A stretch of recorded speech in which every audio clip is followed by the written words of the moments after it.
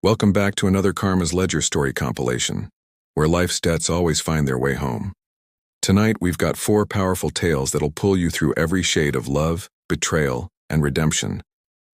You'll hear about a husband who wakes up before dawn and finds more than rain waiting outside his door. A man who loses everything, only to realize peace was what he needed all along. A woman whose promise ring becomes a symbol of heartbreak and strength. And a couple who spend a lifetime learning that forgiveness doesn't mean forgetting. Every story tonight carries its own kind of karma. Some soft, some sharp, but all true to the heart. So get comfortable, hit that like button, drop your thoughts in the comments, and don't forget to subscribe for more stories every week. Now, let's begin with the first one. It started as an ordinary night, the kind of quiet you only get in homes where routine has settled deep into the walls. He worked nights, she worked days. It had been that way for years, their lives overlapping like 2 passing trains at a dimly lit station. She'd leave when the sky was soft and gray. He'd return when it was dark and still. They'd built their marriage on that rhythm, dependable, predictable, almost comforting. But lately, something had shifted. She'd started mentioning after-work drinks with new coworkers, people he didn't know. Her job was tough, male-dominated, full of long hours and greasy uniforms. He was proud of her, really. But it was hard not to notice the changes. The new perfume. The way she lingered in front of the mirror before leaving. And then there was that first night she came home at dawn, laughing it off, saying she'd had one too many and crashed on a friend's couch. It sounded harmless, it almost was. Until harmless started to feel like a word people used right before the truth caught up to them. He wasn't the jealous type. Never had been. In 17 years together, he'd never snooped, never scrolled through her phone, never doubted where she said she was. But doubt doesn't always need evidence. Sometimes it's just a silence that feels different, or a look that lingers half a second too long. One night, when he finally had a rare evening off, he turned in early, expecting the familiar dip of the mattress when she joined him. Instead, at 3 a.m., he woke to the faint glow of her phone screen. She was in bed beside him, scrolling. Not secretive, just distant. The kind of quiet you feel more than hear. A few minutes later, she got up, showered, and started getting ready for work. He blinked at the clock. 3:47 a.m. "You don't start till 8, he said. She smiled softly, tying her hair up. "Going for a walk before my shift, with coworkers." Outside, it was raining. Arizona rain, rare and cold. Nobody walked before dawn in that weather. He watched her drive off through the drizzle, the red glow of her taillights disappearing around the bend. Something in him twisted.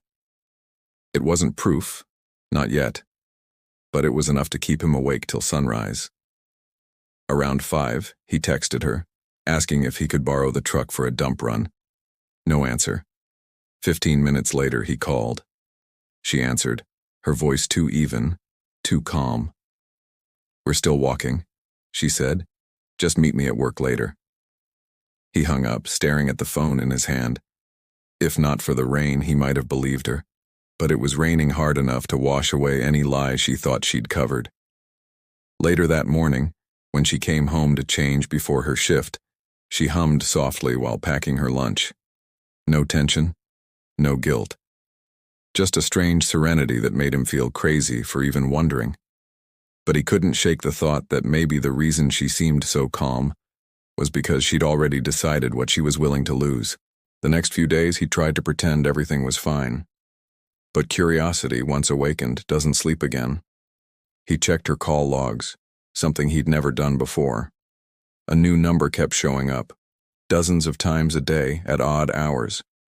He didn't recognize it. He didn't want to. Still, he stored it in his phone. A few nights later, when she was scrolling in bed again, he asked to see her phone.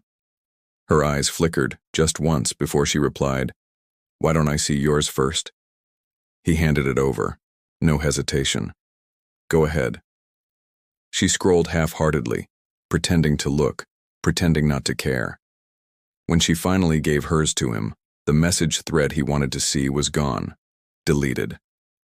He typed in the number, and a name popped up. Her coworker, the one she'd said barely talked to her outside work. The silence between them stretched until it broke on its own. "I want to see the messages," he said quietly. "There aren't any," she lied. That's when he realized denial sounds the same no matter how much you wish it didn't. He didn't yell, didn't accuse. He just said one line he'd picked up from a police friend once. "I know more than you think I know." Her expression shifted. Not guilt, not fear, just calculation. Like someone deciding which version of the truth would hurt least. She admitted they'd texted, said it was about work, said she'd deleted the conversation because she didn't want him to misread it. Then she walked off upstairs, leaving him in the kitchen with the hum of the fridge and the sound of his pulse. He packed a small bag and left that night, no destination in mind, just the need to breathe air that hadn't been touched by lies. The motel was cold, the sheets rough, but the silence was his again. Lying there in the dim light, he realized he wasn't angry as much as he was hollow. He'd built 17 years of trust on a foundation that had quietly rotted while he was at work. And now, the only thing left standing was the question, when had she stopped being his and started being someone else's? Morning came gray and unfamiliar. He sat in the motel parking lot watching strangers hurry through their lives, wondering how many of them were living with their own quiet betrayals. He'd always believed that love could survive anything, that as long as you were faithful, patient, and kind, it would come back to you in kind. But maybe love wasn't a trade. Maybe it was just a mirror that eventually showed you who you'd really married. He drove aimlessly for hours before ending up outside her workplace. Her truck was there, parked beside a man's sedan he didn't recognize, a newer model, shiny, like it belonged to someone who hadn't paid their dues yet. He didn't go inside. Didn't need to. The truth didn't always need to be seen to be believed. He drove home instead, the steering wheel slick in his hands, his mind tracing 17 years of shared dinners, late-night talks, and all the small ways they'd stopped looking at each other. She was waiting when he got back that night. Calm, collected, sitting on the couch like nothing had happened. "You just left?" she said, as if he'd gone to the store and forgotten milk. He wanted to scream, to ask her how she could play it so cool when his whole world had shifted, but he just nodded. "Yeah," he said. "I needed space." She looked at him for a long moment, then shrugged. "Okay." That was it. No tears, no fight, no apology. Just a quiet surrender that made it clear the marriage had ended long before either of them admitted it. For the next few weeks, they existed in a strange limbo. She slept upstairs, he on the couch. They shared a house, but not a life. Every small exchange, about bills, groceries, the kids, carried the weight of a language they'd both forgotten how to speak. Eventually, he met with a lawyer. He didn't want revenge, he wanted peace. The lawyer, an older woman with steady eyes, told him something that stuck. "Don't confuse fairness with closure. You won't get both." He took her advice. They divided assets, mapped custody schedules, signed papers. Each signature felt like a nail sealing a coffin, not of a marriage, but of the version of himself who believed promises were permanent. Still, he kept his cool. He'd promised himself that no matter how this ended, he wouldn't let bitterness define him. That was harder than it sounded, especially when his wife, ex-wife now technically, started telling mutual friends that things just didn't work out, like 17 years could be summarized in a shrug. But karma doesn't rush. It waits until pride runs out of words. Months later, she called him. Her voice sounded different, smaller, tired. The man she'd left him for had stopped showing up. She didn't say it outright, but he could hear it in her pauses. He didn't gloat, didn't comfort either. He just listened.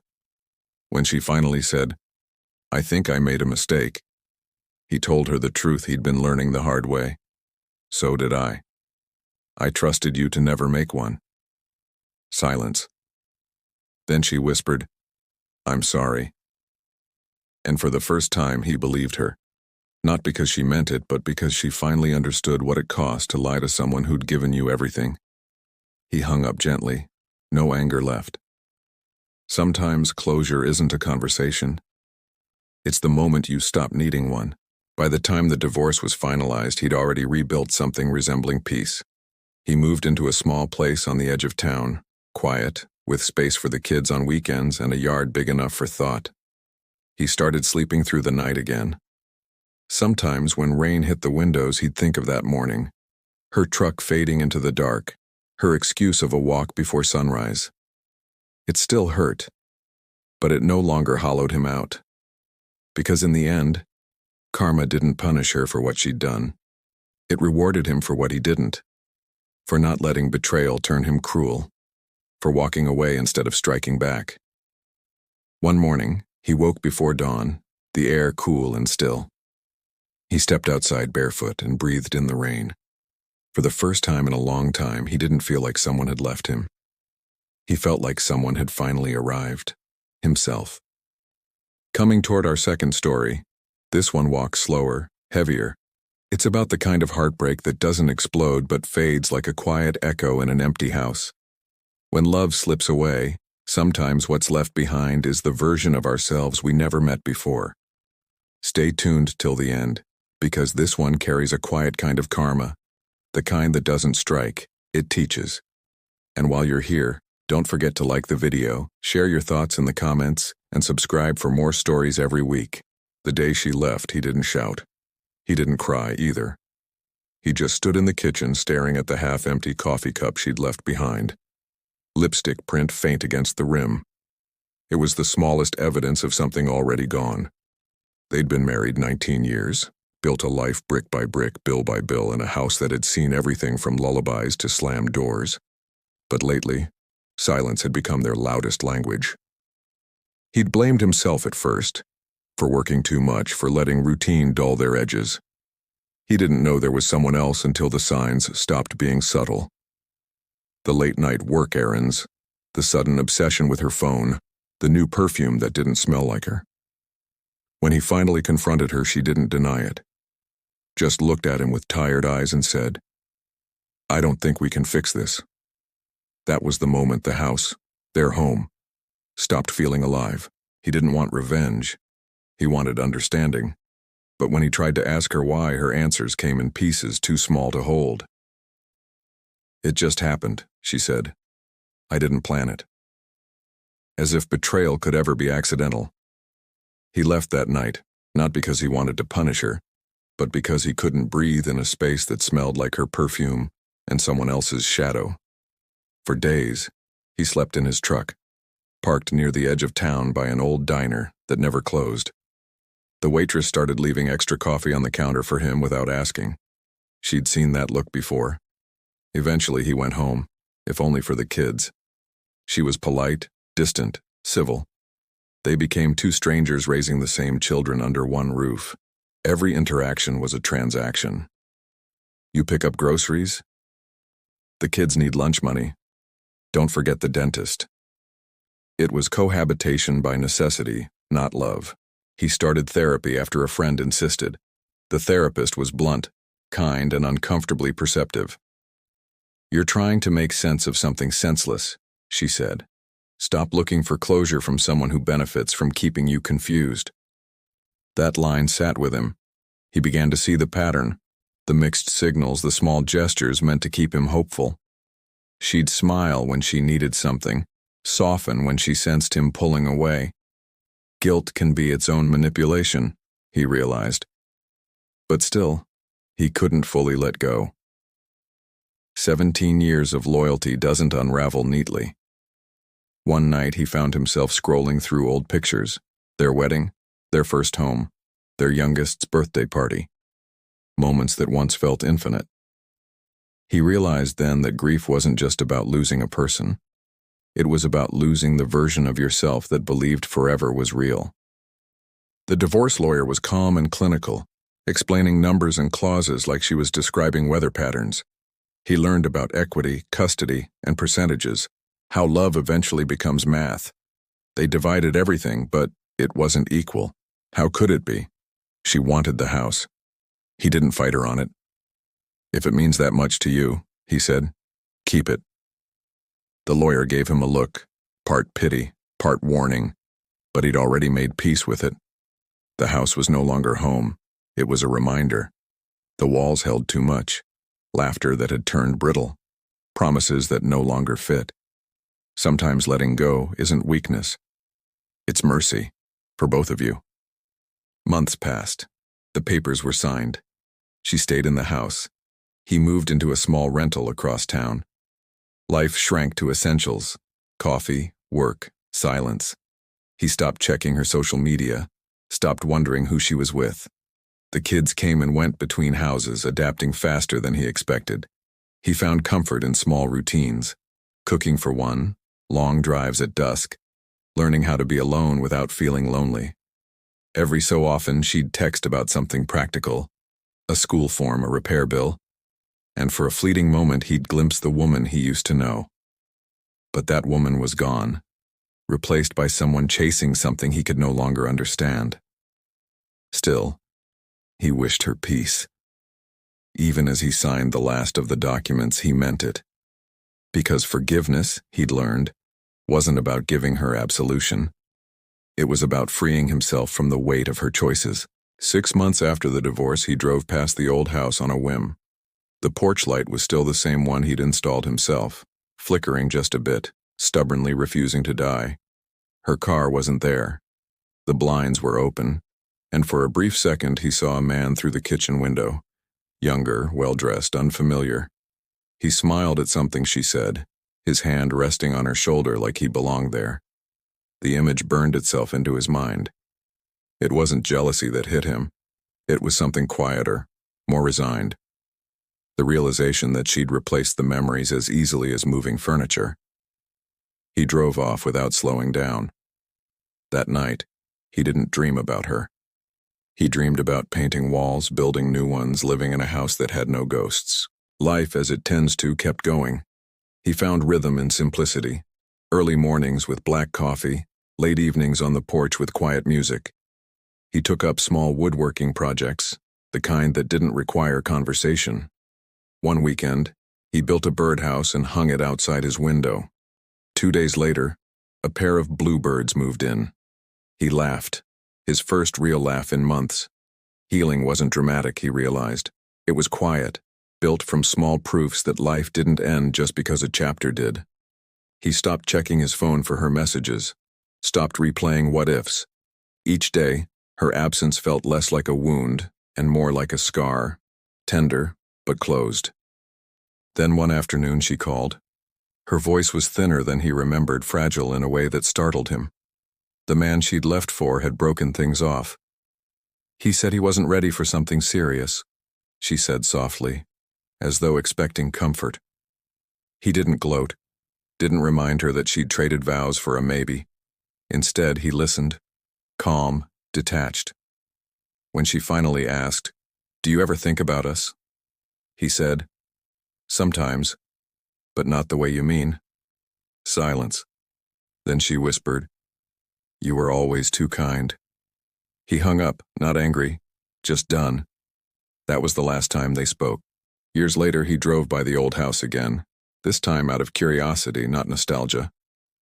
The paint had faded, the garden overgrown. It looked smaller somehow. Time does that. Shrinks the things we once thought we couldn't live without. He parked for a moment, letting memory drift. Then he smiled, started the engine, and left. The house that once held every version of his life was now just a building, and he was no longer the man who needed it. Karma hadn't punished her or rewarded him. It had simply balanced the scales. What she chased didn't last. What he lost taught him to endure. In his new home, the walls were bare at first, then slowly filled with photographs. His kids, the bluebirds, sunsets from his drives. One evening, his daughter asked, "Dad, do you miss Mom?" He thought for a long moment before answering. "I miss who we were," he said, "but I don't miss who we became." She nodded, not needing more. After she went to bed, he sat on the porch, watching twilight fade into night. The air smelled of cut grass and rain, and for the first time in years, he felt grateful. Not for what had happened, but for having survived it. Some losses don't break you, they rebuild you differently. He realized then that the real house he'd let go of wasn't made of wood or stone. It was built from expectation. And finally, he'd moved out. Now moving into our third story. A reminder that betrayal doesn't always break loud. Sometimes it whispers through words like forever and I promise. This story follows a woman who learns that not every ring means forever, and not every goodbye is a loss. Listen closely. The lesson here is softer but deeper. If you're still with us, drop a like, leave a comment, and make sure you're subscribed so you don't miss the next story in Karma's ledger. When Emily first met Ryan, she wasn't looking for love. She was looking for peace. 2 years after her last breakup, she'd finally started to trust quiet mornings again. Ryan was different, or at least he seemed to be. He listened. He noticed the small things, how she took her coffee, how she flinched when someone raised their voice, how she laughed like she didn't believe she deserved to. For the first time in a long time, she let herself hope. They talked about everything: work, music, childhood dreams. The kind of conversations that stretch into the small hours when you're still pretending it's not love yet. 6 months in, he gave her a promise ring. Simple silver, engraved with her initials. It's not about forever, he said. It's about intent. It was the first time anyone had said something that honest to her. She wore it every day, until the day she stopped. It started with his phone, or more specifically, how often he looked at it when she was around. He'd smile at messages, tilt the screen away. When she asked who it was, he said, "Just work stuff." She didn't press. She didn't want to be that person. But little cracks began to show. A perfume scent that wasn't hers. A photo he wouldn't explain. A weekend he suddenly needed. Space. Emily told herself it was fine. Relationships went through quiet phases. But late one night, while he was in the shower, his phone lit up. A message from Alyssa. The name meant nothing to her, but the words did. "I miss you. Last night meant more than I said." Her stomach dropped. She didn't open the thread. She didn't need to. The truth had already arrived. When she confronted him, he didn't deny it. Not exactly. He just twisted the story. "It's not like that," he said. "She's an old friend. We were just catching up." Emily's voice shook. "Do you always catch up in hotel rooms?" He stared at her, caught off guard. "You went through my phone?" he said, as if that were the betrayal. That was the moment she realized something vital. Cheaters don't argue facts, they argue morality. They distract you from the act by questioning your reaction. She didn't yell, didn't cry, just took off the ring and set it on the table between them. "You said it was about intent," she whispered. "Guess I finally understand yours." He didn't chase after her when she left. That silence told her everything she needed to know. The first week after the breakup was a blur. She moved back into her sister's spare room, boxed up the memories and blocked his number. But grief doesn't follow logic. One morning she found herself scrolling through old pictures of them, his arm around her, their smiles wide and easy. She kept searching for the moment where it all started to slip. There wasn't one. Sometimes love doesn't end with a crash. It fades out quietly, replaced by something colder. She started therapy, though at first it felt like a chore. Her therapist, calm, direct, said something that stuck. "You didn't lose love. You lost the illusion that it was safe."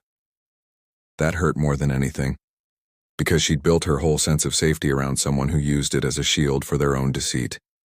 Months passed. She learned to breathe again, one day at a time. Work, friends, laughter. It all started to return. Then one night, she ran into Ryan at a grocery store. He looked smaller somehow, less certain.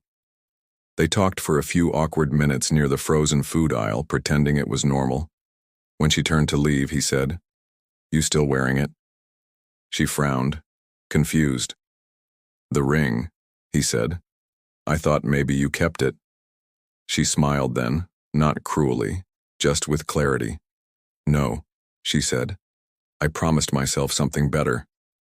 She walked away, leaving him standing under the hum of fluorescent lights, looking like a man haunted by his own unfinished sentence. After that night, Ryan became a ghost that only existed in memory. He texted a few times, words heavy with nostalgia and guilt. "I still think about you. You didn't deserve what I did." She didn't reply. Not out of pride, but because she'd realized something rare. Sometimes silence is the loudest boundary you can set. She deleted his number for good.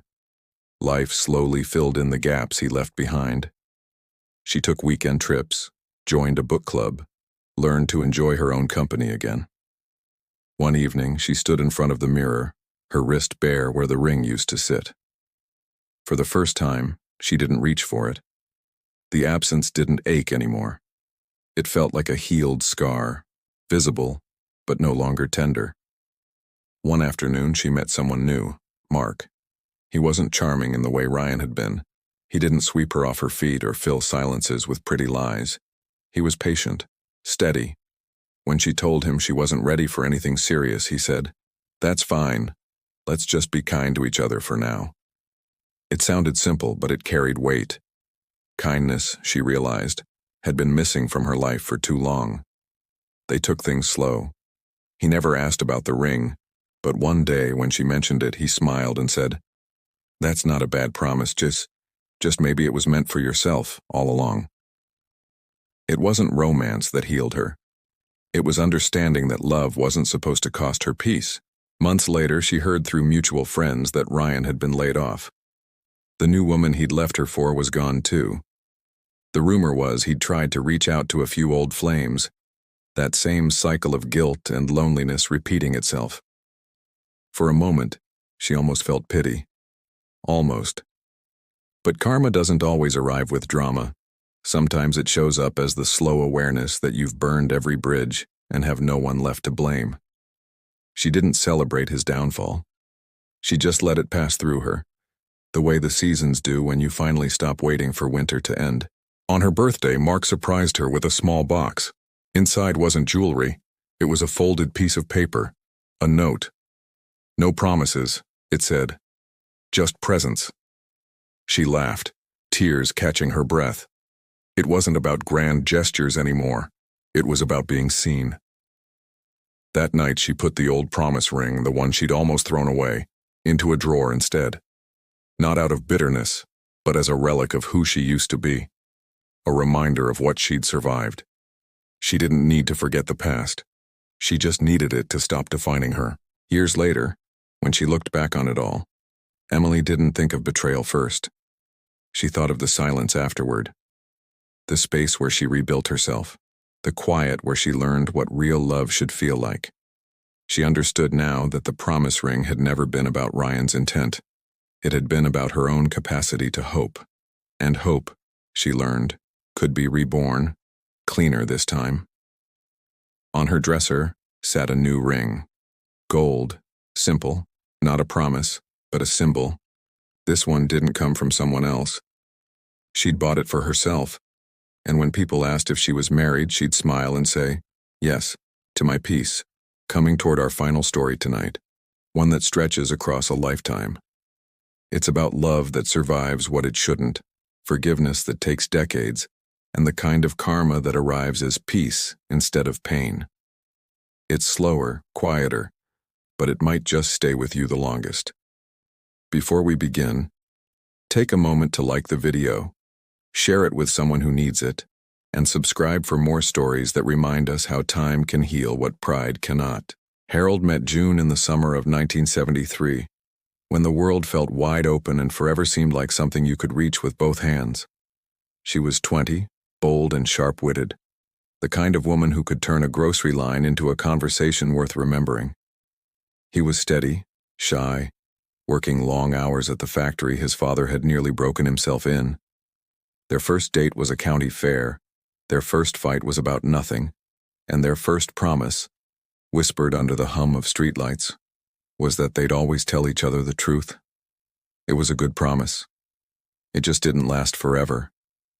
They married the next year, bought a small house with peeling paint and more dreams than money. The world changed around them, kids, mortgages, layoffs, but for a long time they held on. Until one day he noticed she stopped saying we and started saying I. The affair wasn't spectacular. Most aren't. It started quietly, like rust on a fence. He found out through a letter, back when people still wrote things by hand. It wasn't even meant for him. He recognized the handwriting, the way she looped her L's. You make me feel young again, it read. No names, no goodbye. Just that one line that said everything. Harold didn't confront her right away. He carried that note in his wallet for 3 weeks, staring at it during lunch breaks, wondering how long it had been happening, wondering if he was partly to blame. When he finally asked, she didn't lie. It's over, she said, her eyes clear but wet. It didn't mean what it should have. He believed her, or maybe he wanted to. But believing and forgetting are two different things, and he was only capable of one. They stayed together. People did back then. Divorce wasn't easy, and neither was shame. The neighbors didn't know. The children never heard a whisper. Life went on, but something subtle broke inside him. Not the love, but the trust that used to make it effortless. Years turned into decades, and the infidelity became more memory than wound. He worked overtime. She volunteered at church. They celebrated anniversaries that felt less like milestones and more like truces. But there were moments, brief, passing, when the old wound reopened. A look across the dinner table, a pause too long, a silence too loaded. Still, he stayed. Some promises once made become habits. Then came the sickness. June was 62 when the doctor said the word nobody ever wants to hear. Cancer. The kind that moves quietly, then all at once. Harold retired early to take care of her. Nights became hospital visits. Mornings turned into pill schedules. The bitterness that had followed them for years seemed to dissolve under the weight of something larger. He didn't think about the letter anymore. Didn't think about forgiveness either. He just fed her soup, brushed her hair, read her the paper. One evening she took his hand and said, "You never stopped showing up, even when I didn't deserve it." He wanted to say something. Maybe that love isn't about deserving. But all he could do was squeeze her hand and hope she understood. She survived. Barely. But she did. The doctors called it remission. Harold called it mercy. The house changed after that. Quieter. Softer. They started taking walks together again, sometimes holding hands like teenagers, sometimes in silence. Once, she asked him, "Do you ever think about that time?" He knew what she meant. "Every day," he said honestly, "but not the way I used to." She nodded. "I think that's forgiveness," she said. Maybe it was, or maybe it was just time doing what time does, sanding the edges off pain until it fits in your pocket. He didn't forget. He just stopped needing to remember. When Harold turned 70, life slowed down to a rhythm that felt borrowed. The children had families of their own. The grandkids came on weekends, and the house that once rang with laughter now echoed mostly with the sound of the clock. June's hair had gone silver. His hands had grown unsteady, but their arguments, those small sparks of life, had vanished. One night, while sorting through an old box of photos, she found that letter again, folded neatly in a stack of yellowed birthday cards. He'd kept it all those years without meaning to. "You should have thrown this away," she whispered. He looked up from his chair and said, "I tried once. Couldn't do it." She slid the paper into his palm, her fingers trembling. "Then you do it now," she said. He tore it in half, then into quarters, until it was nothing but paper dust on the living room floor. "Guess we're both free now," she said. And for the first time in decades, they laughed together without guilt sitting between them. The years after that were gentle. They found comfort in small things. Breakfast on the porch, reruns of old shows, the quiet rhythm of ordinary days. Sometimes they'd sit together without speaking for hours, sharing the kind of silence that feels earned. Harold still worked on his woodshop projects, though slower now, and June tended the garden. When neighbors passed, they looked like any old couple who'd never known pain. But every now and then, he'd catch her watching him with that soft, unreadable expression, part sorrow, part gratitude. Forgiveness, he realized, wasn't a single act. It was a practice, something you do every day until it becomes second nature. Then came the winter when Harold's body began to falter. It started with the small things, forgetting names, losing balance, the long pauses before finishing a sentence. June took care of him the way he had once cared for her. She'd guide him to bed, tie his shoelaces, remind him who he used to be. Some days he remembered everything, other days, not even her. One afternoon, as snow fell softly outside, he looked at her and asked, "Have we met?" Her heart broke quietly, but she smiled anyway. "A long time ago," she said, "and you've been stuck with me ever since." He laughed, and for that brief second, his eyes were young again. The last conversation they ever had was about the past. He was in the hospital, hooked to machines, the room humming with the sound of borrowed time. She sat beside him, holding his hand, tracing circles on his wrist. "I was cruel to you once," she said softly. "More than once." He looked at her, eyes clouded but kind. "And I was proud," he said. "Maybe that's worse." She smiled faintly. "Then we're even?" He shook his head. "No, we're balanced." She pressed her forehead to his hand. "Then that's enough." He passed that night, quiet, easy, like someone finally done paying what he owed. After the funeral, June went home to the house they'd built together 50 years before. The garden was still there, though the flowers had thinned. She walked to his workshop, where unfinished pieces still sat on the table. Among them was a small wooden box, sanded smooth but unpainted. Inside was her old wedding ring, the one she'd taken off decades ago and never worn again. He'd fixed it, polished it, and left a note inside. "Forgiveness isn't forgetting. It's remembering without pain." She slipped the ring back onto her finger and whispered, "Then I forgive us both." Outside, the wind carried the scent of rain, the kind that comes right before spring, quiet, cleansing, inevitable.